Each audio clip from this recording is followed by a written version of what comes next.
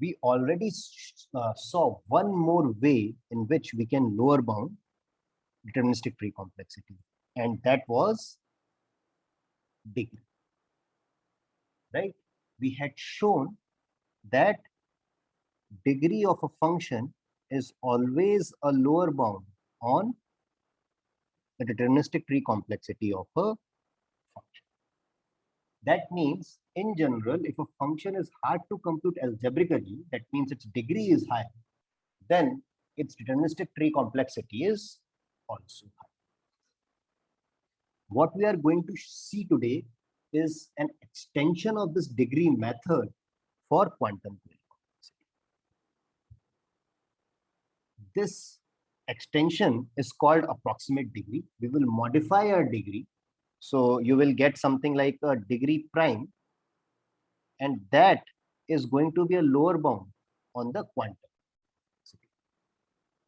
I will just give a hint of how this lower bound is proved, since we haven't done the background in quantum. That is why we will see this degree prime of f is less than qf in a very intuitive sense. And then we will start talking about this concept of approximate. We want to learn this new measure. We can think of it as a lower bounding way for quantum query complexity, or you can think of it itself as a new complexity measure in terms of quantum. This measure is studied a lot, not just in quantum computing. There's a very, very famous measure, and many classical mathematicians or mathematicians who work in classical math have looked at this concept. For us, it gives us a lower bound in quantum query complexity. Let's see how we can lower bound quantum complexity. But first thing, let's look at how we proved lower bound on DF, because we're going to extend that, correct? Do you remember how were we able to prove a lower bound on DF? How did we prove that degree was a lower bound on DF? Indicator. Yeah. Anyone? Okay. Okay, let me pick. Aditya, you want to say? So for corresponding to each leaf, we could get a indicator polynomial. Very nice. And we could form the polynomial for the function using that. Right. And the important thing was that the polynomial we constructed for the leaf, the degree of that polynomial was equal to the depth of that leaf. Exactly. So if there is a deterministic tree of depth d, then we were able to construct a polynomial of degree less than equal to d, which computes the function. And the most important, in some sense, statement in that proof was that you mentioned a leaf, but leaf is basically a computational path. So the most important idea in that proof is that every computational path gives rise to a polynomial, and very, very importantly, the degree of that polynomial is at most the number of queries used in that computational path, right? For example, there could be a computational path where given x1 equal to 0, we go to x3, then x4, and so on, and end up at this. And for that computational path, we can create a polynomial, an indicator polynomial, as mentioned by Aditya, which exactly tells us what inputs will be accepted according to this computation. Why is it written at most here? Why not exactly? I mean, corresponding to some particular computation path, it should be exactly number of queries. Oh, the indicator polynomial in that case would be okay. Okay, you are right. You are right. Only when you sum it up, then the degree might. Then you could say that the degree might decrease. Yeah. Thank you. Very nice. That's the point. So the degree will be exactly the number of queries in this case. And then when you add up, then the degree would be less than. So finally, you will get a polynomial whose degree would be at most. But this is completely correct that for the computational path, the way we define the indicator polynomial its degree was exact. And now, if you want to extend this idea to quantum query complexity, then we want some equivalent statement of this block. And I'm going to give you that statement. Without knowing anything about quantum, just remember the statement and the rest of the things will carry on. You don't have to worry about what is quantum computing, what is quantum mechanics, nothing. What you know is that the probability of acceptance of a quantum query algorithm on input X. So on X, the way you proceed and the probability of acceptance, that probability can be written as a polynomial over x1, x2, xn. Remember, X is an input which has n bits, x1, x2 up to x. Then the probability of acceptance can be written as a polynomial over x1, x2 up to x. That's the first part. And like before, the degree of this polynomial is at most twice the number of queries done in the quantum. Previously, there was a computational path for which we created a polynomial. In this case, there is an overall picture which says that the probability of acceptance of a quantum query algorithm, which whatever probability you accept a quantum query algorithm, that probability is a polynomial in x1, x2, x. And that cannot have high degree if you are doing less queries in the quantum. The degree is bounded by twice the number of queries done in the.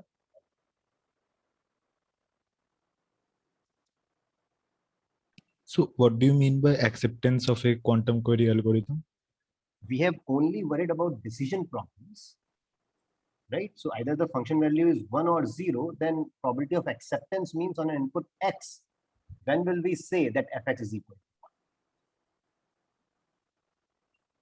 So it is acceptance is defined as when we will answer 1 on input x. Accepting an input means we are answering 1, rejecting an input means we are answering 0. This is kind of coming from this, the language notion, right? In theory of computing, where we have these languages, which are subset of 0, 1 star, and then we say that something is accepted in a language if the Turing machine accepts it, right? So this acceptance and rejection is coming from here. But here it exactly means this probability that your algorithm outputs 1. That is the probability. Let me just write it.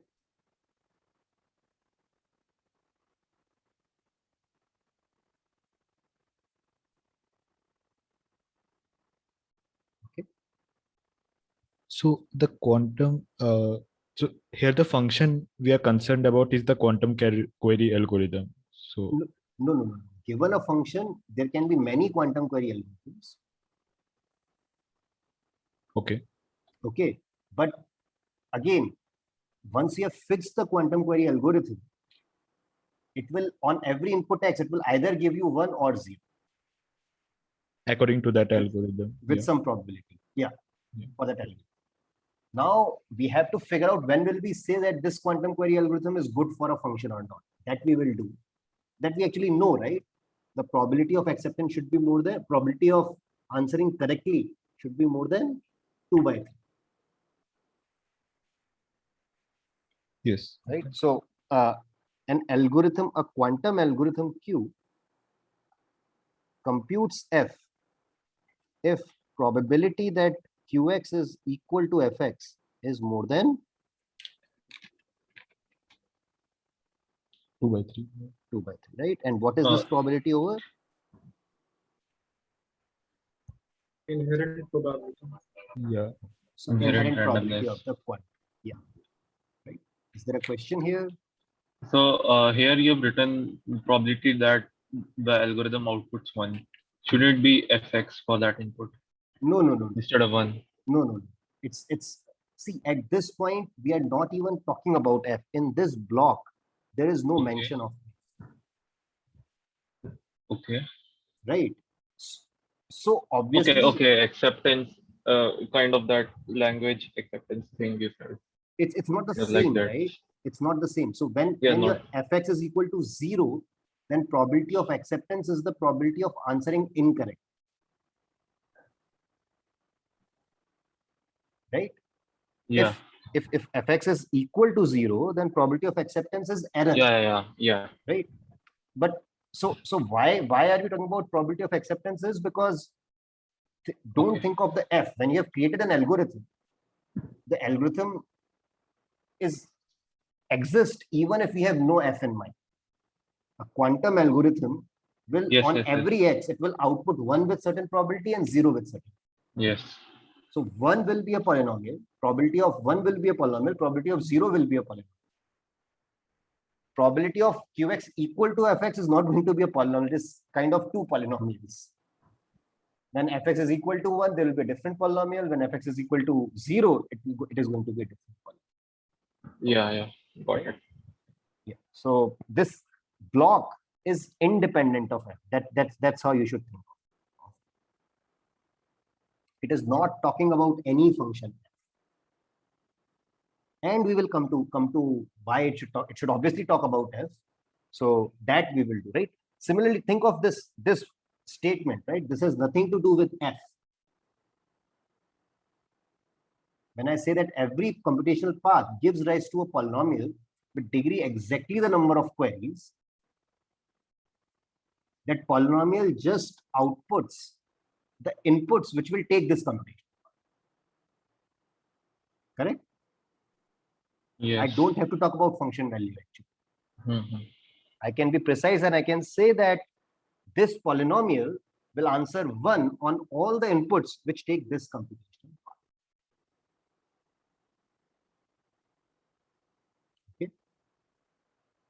And then if the leave is marked 1, then I will include it in my big polynomial. If it is marked 0, then I will not include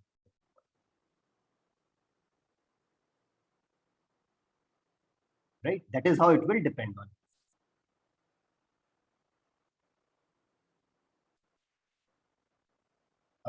Anything else? Any other questions? Are we happy?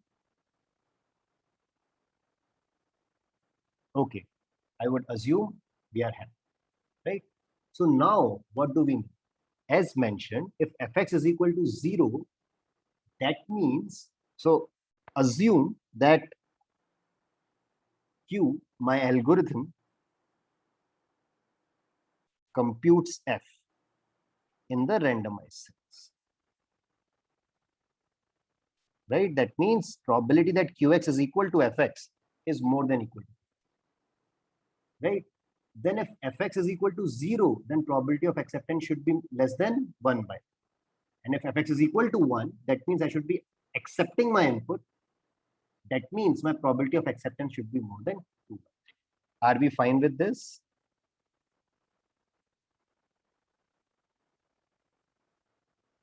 The things above the red line, Yes. right? This is exactly explaining the thing from last time. We are talking about probability of acceptance, not the probability of qx being equal to x. Okay, so this is not equal to probability of qx. Probability of acceptance and probability of qx equal to fx are different. Now we have put them in the same. Let's say probability of acceptance is the polynomial p. What do we know about the degree? Degree of p is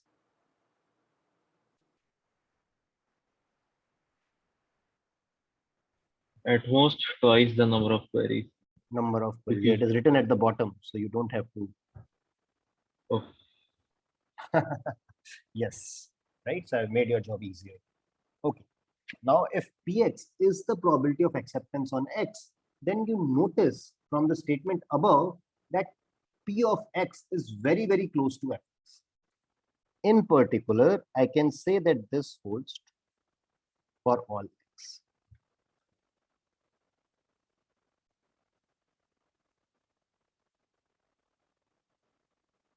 So from the two statements above, can you see this red box? It's almost trivial, right? Fx is 0 and Px is less than 1 by 3. Probability will lie between 0 and 1 by 3. That means Fx minus Px is less than equal to 1 by 3. Again, I am not showing it the other way. I'm just saying that the above statement implies this box. This is definitely true.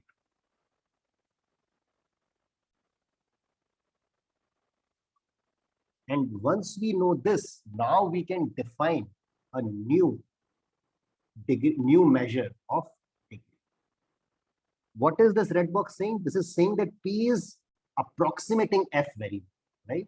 On every X, P is close to F. And that's what we want to capture. But let's talk about what happens if error is equal to 0. Okay, this error was 1 by 3 here. If error is 0, then what are we satisfying? Fx minus Px is? P is the polynomial of the. Yes, if the error is 0, then Fx is actually equal to Px.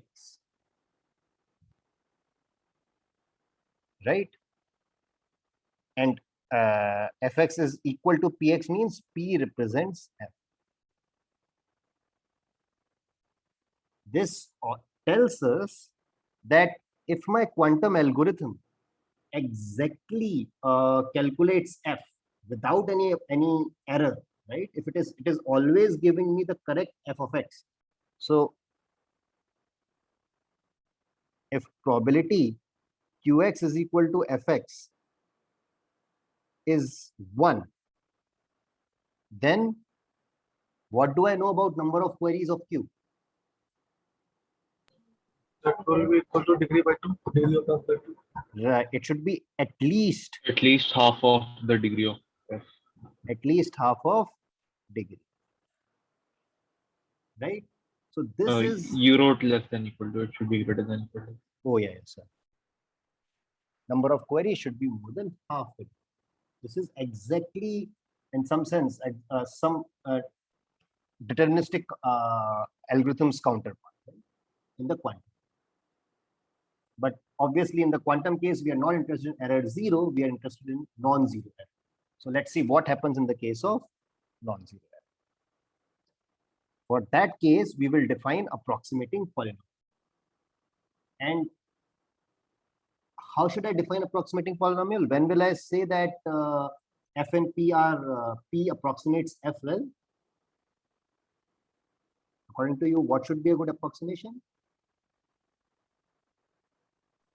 When the absolute difference is less than equal to 1 by 3 for all X. For all X. Very good. This is how we will define approximating polynomial. And this is slightly non-trivial, but again, like before, this 1 by 3 is not important. If you have any constant here, that is good. Okay. So any constant less than 1 or less than half? Less than half. Which one? Like less than half or less than 1? So I think in this case, less than 1 should be, I mean, 1 would be less than irrelevant. 1 right? definitely works. I'm saying, I'm thinking even if it is less than 2, right? Will that matter? So how you amplify in this case is that you have the representation of majority polynomial and you just put P1, P2, Pk in that majority polynomial. So yeah, definitely less than equal to 1 will. Okay. Sounds good? Yeah, I do not understand the reasoning. You were saying something about Yeah, P1. I have to go into the detail of that. Let's Okay, keep it. If you are interested, just ask me on forum and I will answer. Okay. Basically, I'm saying, remember, how did we amplify the success probability for a randomized error? Yes, by repeating it. We repeat it. In this case, we want to construct a polynomial, right? A bigger polynomial using P. So what we will do is we will take the polynomial which represents majority. Okay, so it will be some sense majority composed with P is going to be your new polynomial, which is closer to. Okay. Yeah. Okay, something like Yes. but yeah, that is the idea, but it requires a proof, and it's not something which is very, very obvious. This was only proved in like 2010 or something. Okay, so the proofs I have seen are very, very recent. Okay.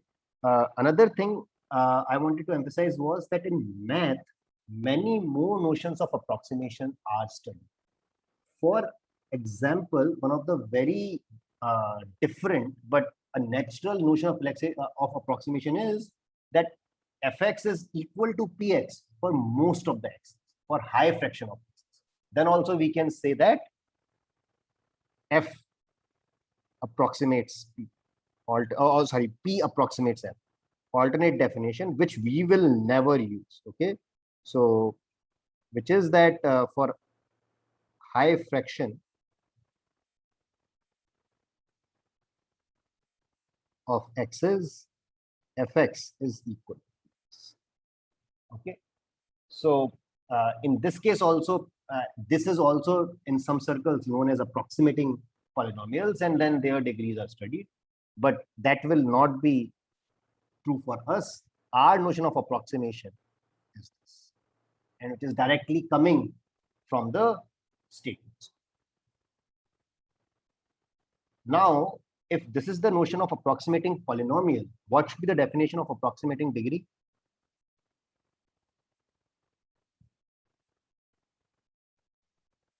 Smallest degree of any such polynomial which satisfies this. Perfect. This is something which we have seen in algorithms also, and we're going to do the same thing for the polynomials.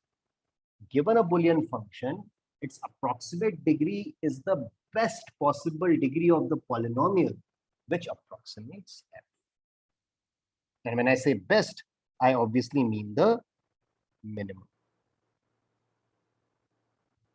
I want the smallest degree polynomial which approximates f. That degree is known as approximating degree of f. You might think that, oh, my approximating degree might be very, very small as compared to the degree. We will see the case when approximating degree is same as degree, and we will see the case when it reduces quite a bit.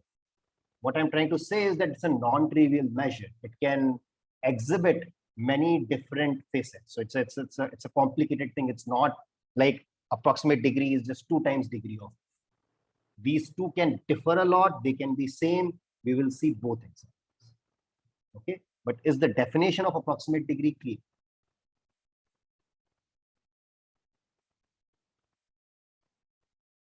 So definitely degree of f is the upper bound. Very nice. We know that approximate degree is more than degree of f. Sorry, approximate degree is less than degree of f. Actually, you can make it stronger. You can even say that, you know, if I look at approximate degree for error epsilon, that will be less than approximate degree with error delta if, what do you know about epsilon and delta? Epsilon is Delta is less than epsilon. Epsilon is, more than equal to delta. yes, epsilon is more.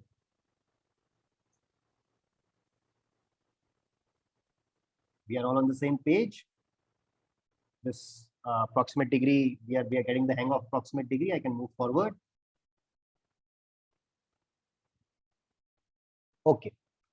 Now we did this in the exact case, but the same calculation works even for the bounded error degree, or what we call, this is the quantum algorithms which compute with error at most 1 byte. This is the quantum query complexity of the function. Right? What we know is that this was the block, right? The main statement about the quantum algorithm which we had written. That's the only statement about quantum algorithm which was useful for us. What did it say? It said that if there is a quantum algorithm for f with t queries, then there exists an approximating polynomial for f with degree 2. Right? Because the acceptance probability of acceptance polynomial is going to be an approximating polynomial for f. Hence, this is something, this is the exact statement which we had written few slides back.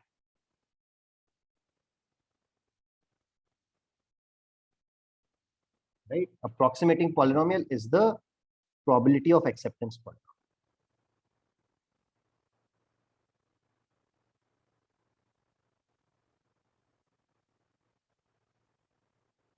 We notice that the probability of acceptance polynomial becomes an approximate polynomial of f, and we know its degree should be at most 2.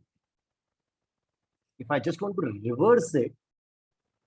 reverse the statement, this is just logic, simple logic, reversing the statement. If there is no approximating polynomial for degree d, then there is no quantum algorithm with number of queries d by 2. Because if there was a quantum algorithm with queries d by 2, a computing f, then I would have an approximating polynomial for f with degree d. What exactly is Q1 by 3f here? This is the, so do you remember we were writing R epsilon f? Yeah. This was the best query complexity of an algorithm, randomized query complexity of an algorithm, which computes f with error epsilon. Yeah. So Q stands for quantum, 1 by 3 is the f. Okay, so by complexity we mean the number of queries made. Yeah. Number of queries, yes. Okay. So again, this basically means that probability of Qx is equal to fx is more than 2 by 3. Or if it was Q epsilon f, then this probability would be greater than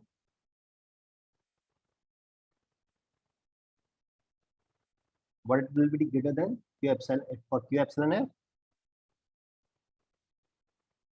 1 minus epsilon. 1 minus 1 epsilon. Okay, good. So then, if there is no approximate polynomial for degree d, then there is no quantum algorithm with queries d by 2. So then, what is the relation between Q1 by 3f and approximate degree? So, there exists an approximating polynomial of f with degree at most t or equal to 2t. At most 2t or equal to 2t. There exists an approximate f with degree at most. Yeah. Okay, at most. So it can be less than also, right? Yeah. Yes. But the point is that if you have a, think of it this way, if you have an efficient quantum algorithm, then you have a small degree approximating polynomial.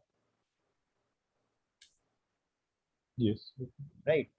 Other way to say it is, if you don't have a small degree approximating polynomial, then there cannot be any efficient Quantum query quantum. algorithm. Exact. So then what is the exact relation between Q1 by 3f and approximate degree?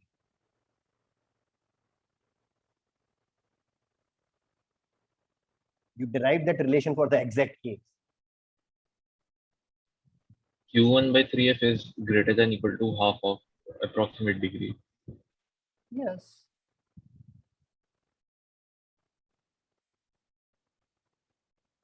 So are we fine with this theorem? The only thing we needed from the quantum world was the fact that its probability of acceptance can be captured by a polynomial.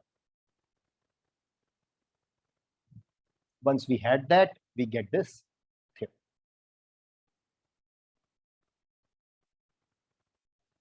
Are you convinced about this proof, this theorem? Any questions?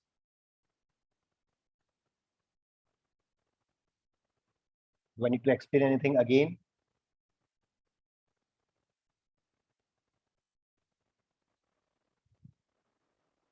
Okay, then we are fine with this. This is basically, again, as always, is the factor of 2 important?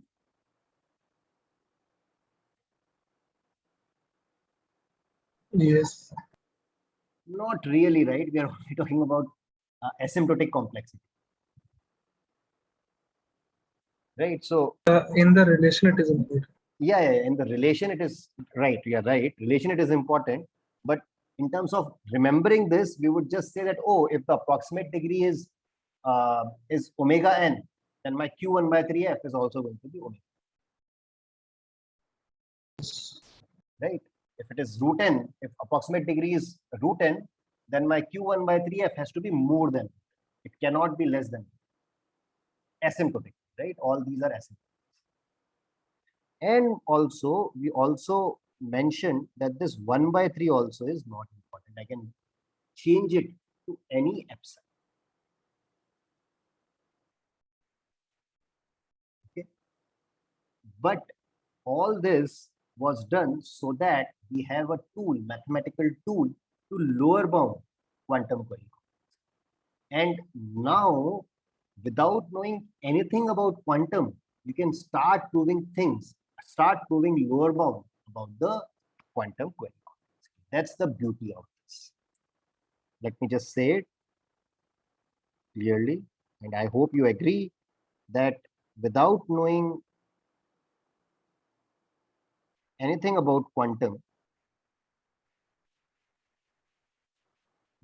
the theorem, obviously I mean this theorem, allows you to give lower bounds on QF.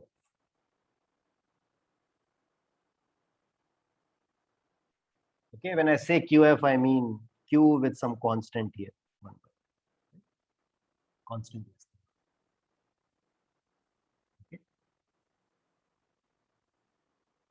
Isn't this a great thing? That you don't have to learn about quantum and still you can prove lower bounds in quantum. Let's try to prove some lower bounds on quantum computing or quantum algorithms in the query model. Okay. Let's start with parity. All of you know what parity function is. What do you think the approximate degree of parity is going to be? What is the degree of parity, by the way? N. All of you remember that, right? Degree of parity is n. Actually, it is exactly n, not theta n, it is n. Now, if we want to talk about approximate degree of parity, it can be anything. It can be n, it can be 1, it can be anything.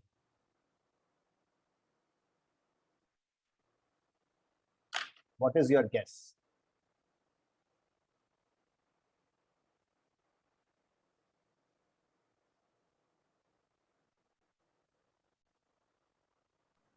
And Yes, it is going to be n. And one thing which you should remember is that for all the complex measures we are going to study, parity is a really, really hard problem. For most that's of the, I them, mean, sorry. yeah, it varies over every bit change. So, So, are you like giving a for any input, if you change any bit, you get a different value. So Correct. that's why, like, the influence of every variable is like highest it can be. Right, right. So parity is a special thing, and you will see that in most of the uh, complexity measures we will look at, parity is going to be the hardest. This is going to be true for approximate degree also. But how would you prove such a thing?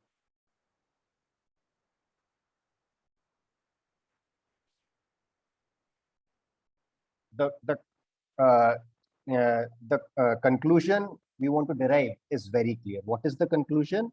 The conclusion is, if any polynomial p approximates parity,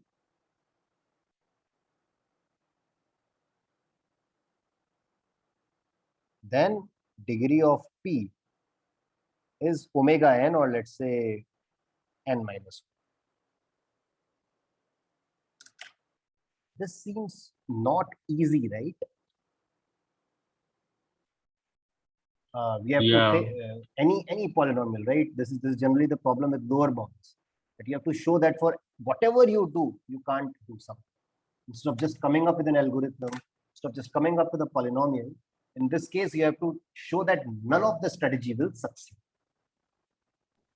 If we do something like this, that if we take any polynomial and then see the function that is represented by the polynomial, and then we look at the places at which it differs from the parity and say that that should be greater than or equal to some constant, some fraction. So by that way, we try to prove it.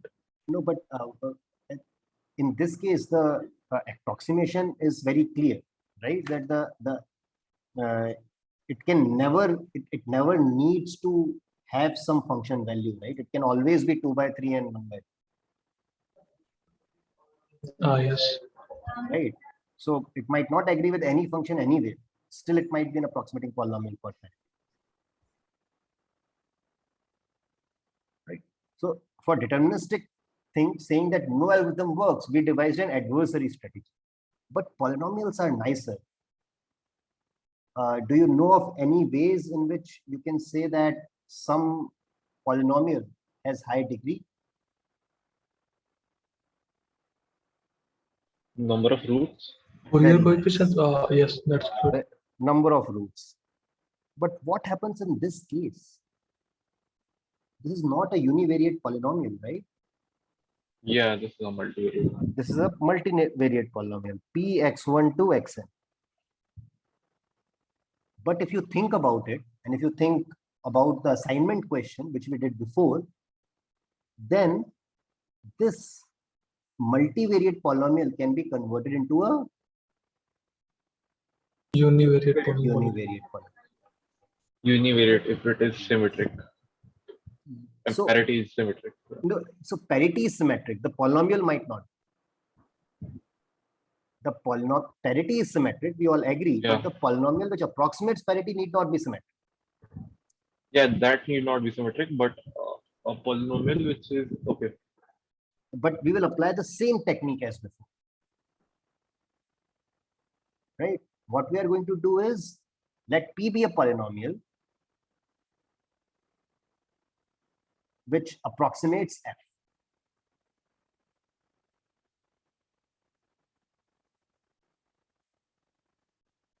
Okay. Our claim is that if we symmetrize it the way we did it before, right? Do you remember the proof of how we showed that if P is a symmetric polynomial, so P can computes a symmetric function, then its polynomial is also symmetric. What we did was we took the polynomial, we kind of did this symmetrization trick. This is attributed to Minsky and Peppert. And then we said that this thing is also going to represent the same function.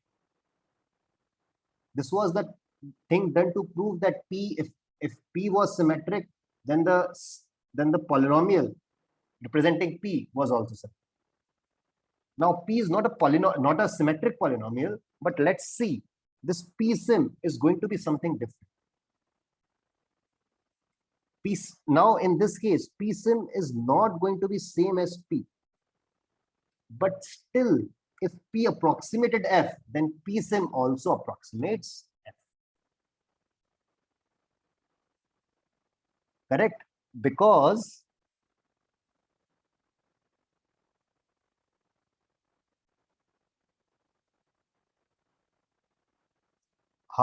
now P sim is 1 by n factorial summation P psi x. What about Fx? How can I write Fx as? 1 by n factorial summation f psi x. Very nice. And why can I do that? Parity is symmetric here. F is symmetric, right? So the thing which we use here critically is that F is symmetric. If F is symmetric, then P symmetric x minus Fx, I can write this. I can collect the term. So this will be 1 by n factorial 1 by 3 multiplied by n factorial at most. This difference will be less than this. This will be less than 1.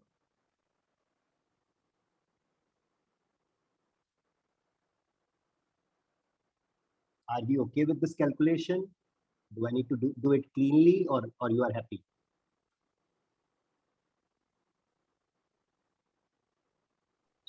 So Fine. what we are doing here is that for any symmetric function f, we are finding the approximate polynomial of f. We are saying, yeah. So given a symmetric function, we are saying that there always exists an optimal symmetric polynomial approximating. So if f was symmetric, we showed that its polynomial representation was symmetric. That was the question which you did in the assignment, correct? Yes, yes. That was that. Now we also want to show, now given a function which is symmetric, there might be many polynomials which approximate, correct? Yes. There might be many polynomials which might approximate f and are optimal. That means their degree is minimum. Sounds good? Yes. But what we are showing here is that at least one of those optimal polynomials, when I say optimal means the ones which had minimum degree, at least one of them has to be symmetric. So there is a best polynomial which approximates f, which is symmetric. That is the conclusion. If f is symmetric, there exists a p. There exists a sorry, I shouldn't say AP. There exists p such that p is symmetric. It approximates f and has the minimum possible degree.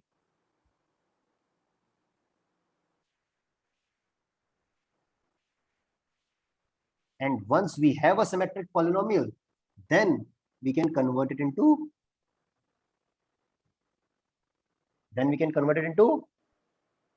what was our task? To convert a multivariate polynomial into a Univariate. Univariate polynomial. exactly. So that is exactly your assignment.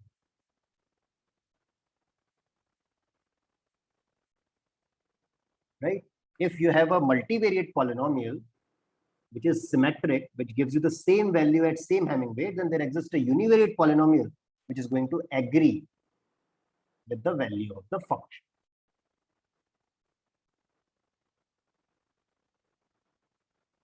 So this follows from the previous page and the assignment.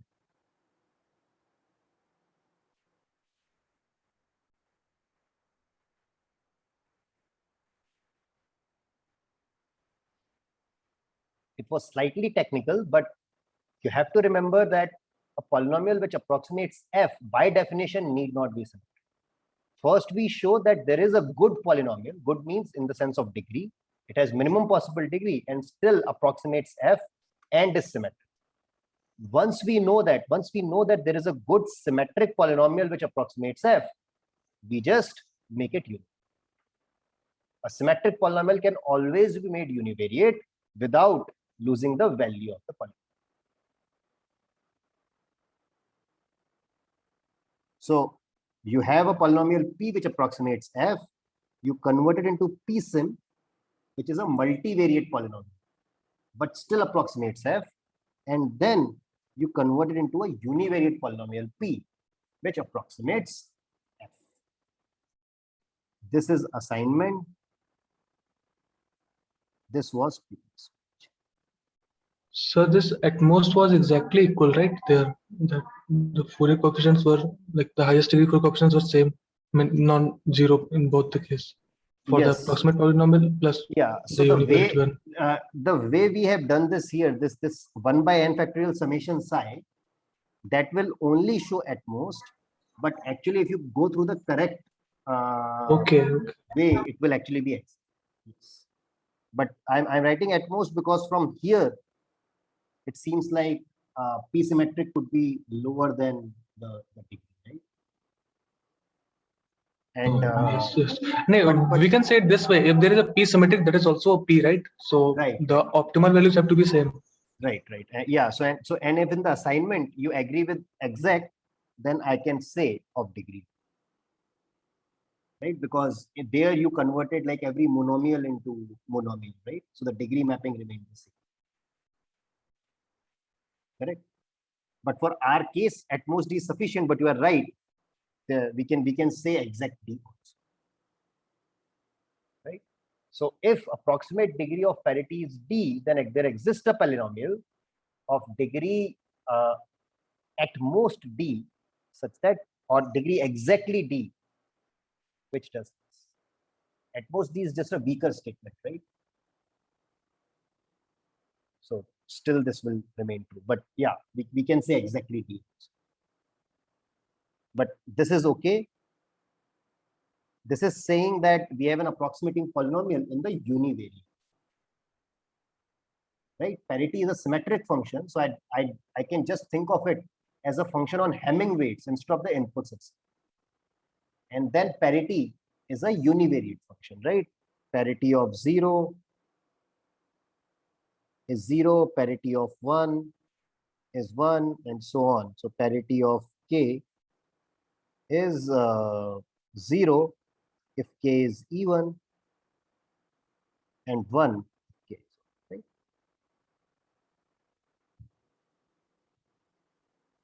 This is just the 0, 1 version of -1, 1, comma 1. It doesn't matter. You can write -1, comma 1.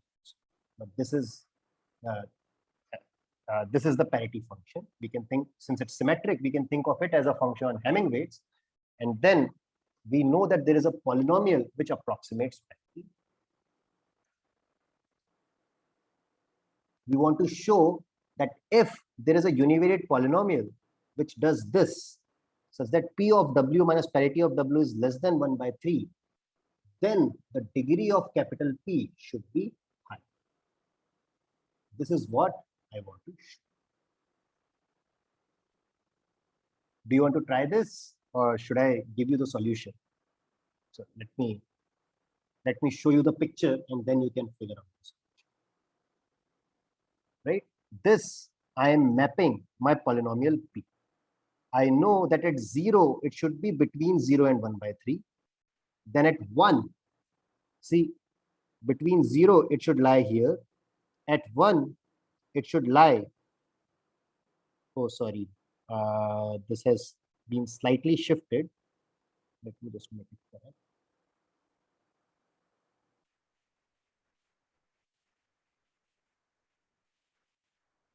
Let's say this is 1, and this is 2 by 3. Right? So at 1, it should cross 2 by 3. It should be over 2 by 3. And at 2, it should be less than 0, and so on. Now, given a polynomial like this, can you say that it should have high degree? Yes, if we take a line that crosses between 1 by 3 and 2 by 3, that would have some number of intersections, though. That would be also, if we take that constant of the line, that y equals to something. So P of W minus that would be also a polynomial of the same degree, and that would have more number of roots. I mean, high number of roots. Very good. If I look at the polynomial PW minus half, for example, how many roots are there?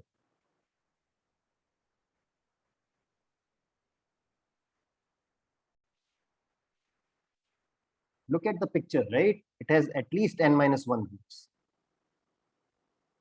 It should have a root between 0. Actually, it has at least n roots. There has to be a root between 0 and 1. There has to be a root between 1 and 2. Correct? There has to be a root between n minus 1 and n. So there are at least n roots for P, implying that approximate degree of parity is also.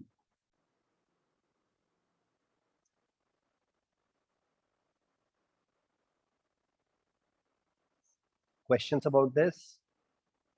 What we were able to show was that not just the degree, but the approximate degree of parity is also n by using this symmetrization.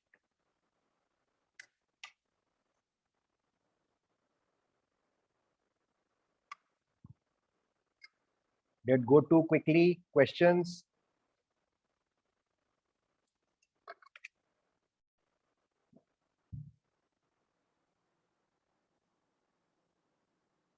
So through all the transformations from P to P sim and then univariate P, the degree remains same.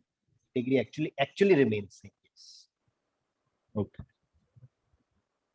Because to start with, we have taken the optimal P in a way it cannot Right. reduce from there. Yeah. Exactly. Very good. Yeah. Since we started with optimal P, when we symmetrized it, the degree could not reduce further. Yes. And then from symmetric P to univariate P, that is something which we have done in the assignment.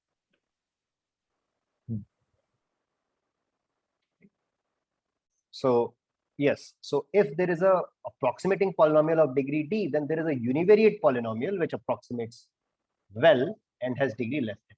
But no such univariate polynomial can exist, which is clear from the picture. So does the last step need a clarification, or everyone is clear, right? That this polynomial PW minus half is going to have lot of roots, specifically between 0 and 1, because at 0 it is 1 by 3, it is less than 1 by 3, at 1 it is more than 2 by 3. So it has to have a root between 0 and 1. Similarly between 1 and 2, and so on. And degree of PW and PW minus half is exactly the same. Right? That finishes.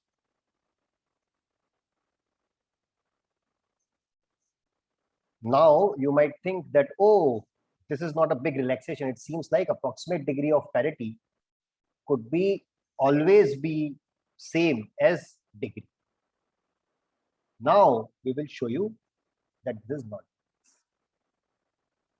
We will talk about approximate degree of OR, and what we are going to what it is known. We are not going to prove it, but this is the famous Grover search algorithm,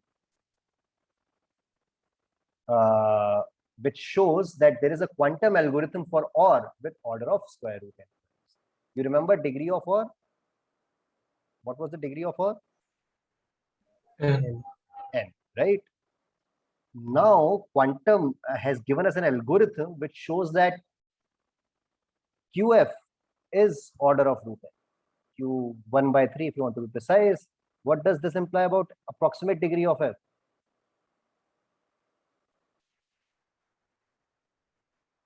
If That's Q also bigger root n. big O Big O of, root n. right, it has to be less than QF. So it has to be big O of root n. This we already know from Grover search. We are not going to prove it, but what we're going to show is that you can't do better. We are going to show that approximate degree of OR, say 1 by 3, is actually omega root n. In other words, you cannot improve Grover search. You cannot have a quantum algorithm which does better than the Grover search. This is what we are going to see. Okay. Good thing is we don't have to know anything about quantum.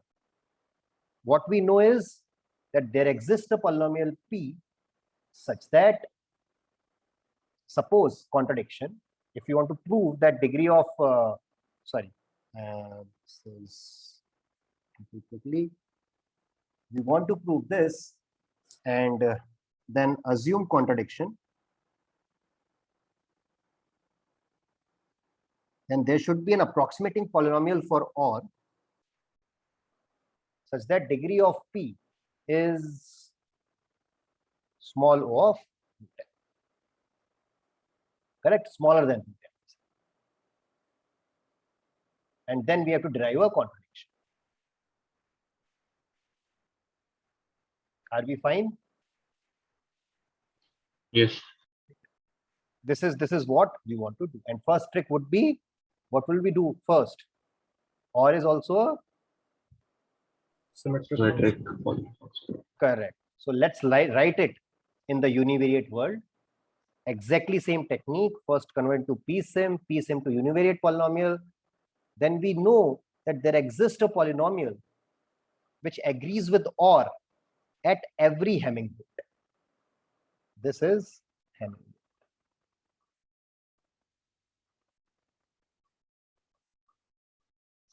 In other words, P0 lies between -1 by 3 and 1 by 3.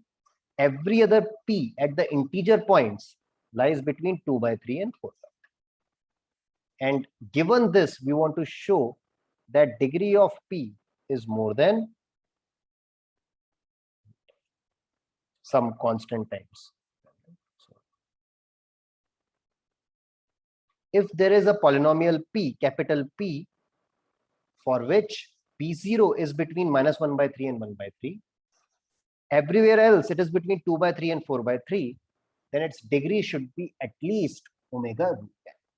This is what we want to show, and we will show it using some theorems which you might not have heard of. They are coming from approximation theory, but I will explain them. They are intuitive to some degree. Okay, but this is clear, right? This is what we want to do. If I want to write it in picture, this is how it will look like. Notice this was my condition. I knew that my polynomial has to lie between -1/3 and 1/3 at 0. And then everywhere else, it should lie between 2/3 and 4. So the polynomial will look something like this. It will start low, but then it will, at least at the integer points, it will stay above 2/3. So the question is, can you have a low degree polynomial which behaves like this? From 0 to 1, it rises sharply and then stays around 1. Again, number of roots, I can't argue. Correct? Because my polynomial probably might look like this. And then there will not be more than one root or two roots, right? So I cannot argue about number of roots. We have to do something else. But is the picture okay? This is what I know. My polynomial looks like this. And still, I want to bound its degree. So, what is the constraining factor due to which it cannot look like the polynomial cannot look like the below figure, like 1 or 2 Oh, roots? it can. But even this polynomial will have a very, very high degree. Okay, with But the in second number of- diagram. Yes, in both of these are valid approximating polynomials for all, right? Yeah. So their But the degree second will be- second one seems will have low degree, right? Because No, it will not. That is what we are going to show. Because your intuition is whatever is the number of roots, you think that is going to have defined the degree, right? yeah, in a way, yes. But that is only one way. This polynomial, the one below, has very, very small number of roots. Still, the degree would be very, very high. Can we relate it to the Taylor's expansion? Like, Okay, in a way, the degree, the roots will be same. We're saying. No. Do not think of it as in terms of Okay. roots. Okay. I mean, it's related to the way the derivatives change. Like percentage rises, then it had to be constant for all the, and the larger than, the harder would be the constraint. on it. Yeah. So the constraint for the polynomial which makes it work is, I think Udit is referring to that, is the fact that you have a sharp derivative, which I have written here. So you have a derivative which is very, very high, but still the function remains inside a very, very narrow string. Okay. So this is kind of an extension of roots, right? Think of any polynomial which stays between this and it has very, very small derivative, then you would think of that it will look like this. And then it has lot of roots. Correct? See, again, if a function remains bounded in a very, very narrow range, then either its slope does not change. And then it could have a small d. But if I know that it has a sharp derivative, then it should wiggle. And if it is wiggling, then it has high degree. Okay, yeah. Okay, so this is like that. This is a slight extension. So it might happen that even if at one point the slope is sharp and then the slope is moderate, even then the degree is high. This is what we are going to show. It need not be that the slope is high at many points. We don't have to worry about it. Even if your slope is high at one point, but the function is constrained inside a band, then we are done. And this is known as Markov's inequality. Remember, it is not the same Markov inequality which is done with respect to the mean. This is not the same. This is called Markov brothers inequality. It is different. You know how old it is? It was proved in 1810. So people know it for a while, and this captures the exact same intuition. It says that suppose in some range, let's say from 0 to n, if I look at the function in this large range from a1 to a2, think of a1 to a2 as very, very large. Okay, in this entire range, my polynomial is very, very constrained. It is between b1 and b2. B2 and b1, the b2 minus b1 is very, very small. Okay, in a large range, that means a2 minus a1 is very, very high. b1 minus b2 is very, very small. So my function remains inside a narrow band. These two conditions, you should think of them as the function remains in the narrow band. Then my derivative should be small if the degree is small. Notice, this is large, b2 minus b1 is small. Now, if the degree is small, then my derivative should be small. Other way to put it, if the derivative is high, then my degree should be high. Don't worry about proving it. It's not an easy theorem to prove. So the right-hand side inequality is for all x. Sorry? The right-hand side inequality is for all x, even So this outside is- A1 from A2. No. This is between a1 and a2. Okay.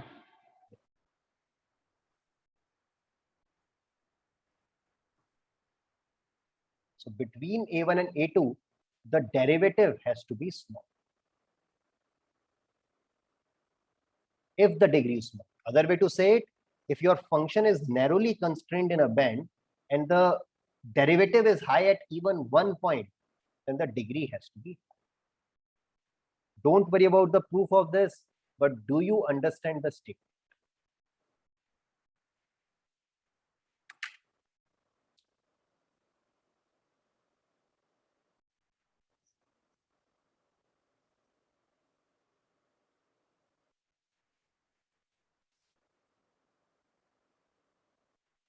Intuitive picture is, look at a narrow band.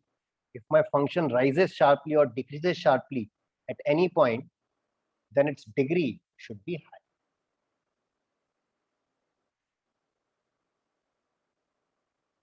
Now, does this prove for our case, or what do we know? What is a1 and a2? 0 to n.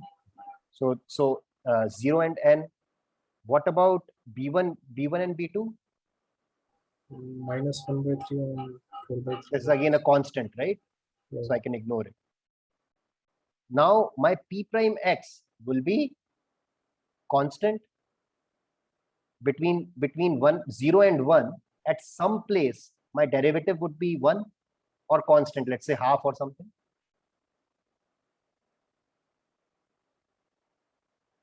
Yes. Like a 1 by 3. Okay, to be precise, the value changes between 0 and 1. The value changes from 1 by 3 to 2 by 3. So there has to be a place where the derivative is at least 1 by 3. What is this called?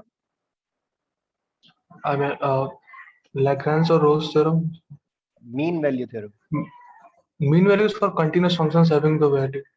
This is the continuous polynomial, right? Polynomial is going to be continuous, right? No, we are talking about the derivatives, right? So that's Lagrange theorem. Okay. F dash of x at some point c, f dash of c equals to f of b minus f of a upon b minus a.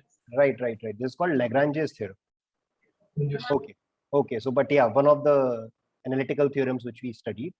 But everyone is convinced, right, that at this point, the derivative has to be very, very sharp. It has to be at least 1 by 3 at some point. But if the derivative is 1 by We 3, are choosing our interval to be 0 to n, right? right? So we have to find just Okay. one point where the derivative is high. Other points we have no constraint.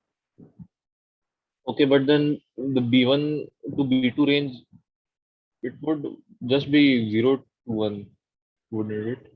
No, that's an approximating polynomial, right? I mean, the derivative is smallest when it at 0 it is 1/3 and at 1 it is 2/3. It's 2 by 3. Otherwise, the derivative should be higher. I mean, Should be higher. Yeah. Okay. So derivative will be at least 1/3 for sure. I have written it as positive, but my function could even start from here, right? It can go over 1, but then derivative will be sharp. So I'm happy.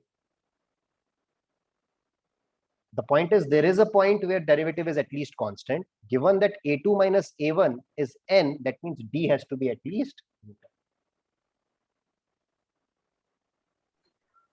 constant root n. yes. D has to be greater than at least d square has to be greater than n. That means d square. Are you happy with the proof? Yes. You should not be. Why? So there was a small technical detail. Notice that we said that between a1 and a2, my value should be b1 and b, correct? But if you look at this Yeah. picture, for OR, I only know that the value is bounded at integer points. Between 1 and 2, my value could be very, very high. Who stops us from that? Remember this peak? It will still be an approximating polynomial, right? So, If it can we comes make a back, claim that if the value varies between I mean, there's a band from -1/3 to If there 4/3. is If the some, value if there is some really high peak here, then we could just use this theorem again with Very nice. one point being this one and the other being either 0 or n. right? Not 0 and 1, Whichever but is just the but largest between one, these, larger one. right? Whatever is the closest integer point. So if there is a peak, then I will find some other place where my derivative is really, really high, right?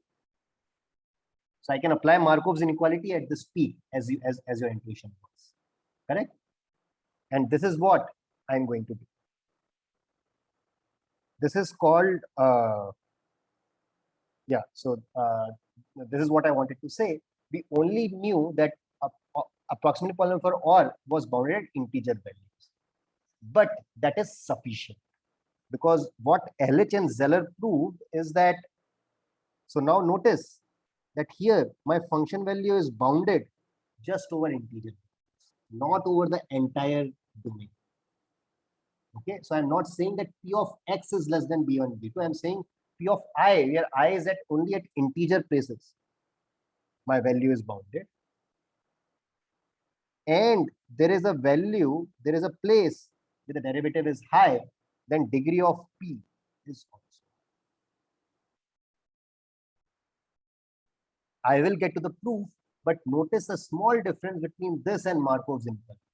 In case of Markov's inequality, the bound was true for every value, every x, even at x equal to 2.5, 2.8, my polynomial should be bound. Unfortunately, that is not true. That's why we will use a slightly stronger inequality, where I only need the restriction on the integer. But using this, you are done, right? Because what happens here? Again, b1 by b2, b2 minus b1 is a constant. So then degree of P comes out to be greater than square root some C. Again, I don't care about the constants, C prime for all. So this will definitely suffice. If LH and Zeller have proved this correctly, then we are done.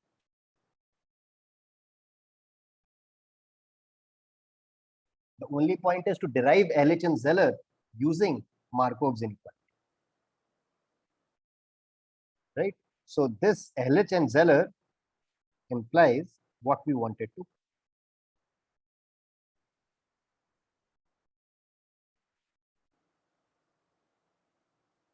This is omega n. This is what we wanted to prove. Omega LH root Zeller, n. Sorry. Oh, yeah. Right, because this will require only being bounded at integers. And the proof of that is just using Markov. Let us say that C prime is the maximum value of P prime x. Okay, the derivative is highest at some x. Let's say C prime is the maximum value of the derivative. We are not saying it is 1 by 3 between 0 and 1. We are saying somewhere the maximum value will be attained. But if the value attained is at most C prime, then notice that my P cannot be below B1 minus C prime by 2 and cannot be more than B2 plus C prime.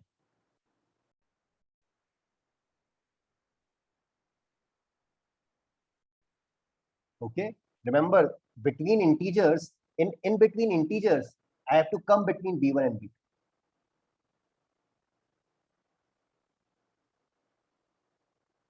Right?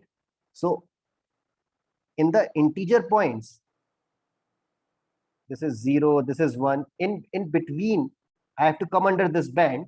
So then I can at most go away by C prime by. I cannot go by more than C prime by. Correct? Questions? This is a simple fact that your derivative is, you can take at most half the distance to rise or half the distance to descend down, and your C prime is the maximum slope. So you can get away from the boundary by distance at most C prime by. This is just half multiplied by C prime.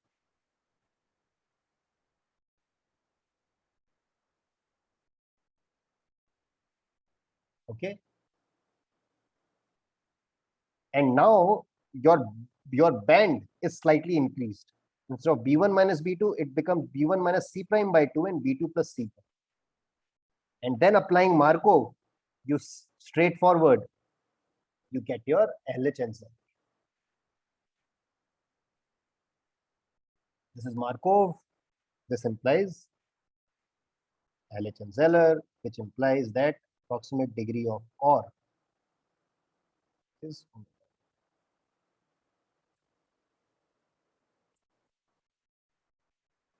This finishes our things. What we saw today was that there is a way to bound quantum query complexity using algebraic notion of approximate. This was the theorem, which basically makes studying approximate degree very useful for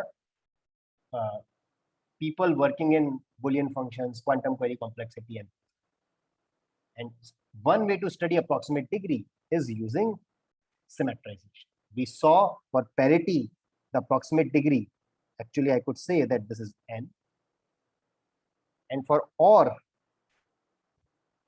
the approximate degree is actually theta. We didn't prove theta root n. Assuming Grover search, it will become theta. What we proved was omega. But this technique of symmetrization only worked for symmetric functions. What if the function is not symmetric? How do we prove lower bounds on the query complex on the approximate degree?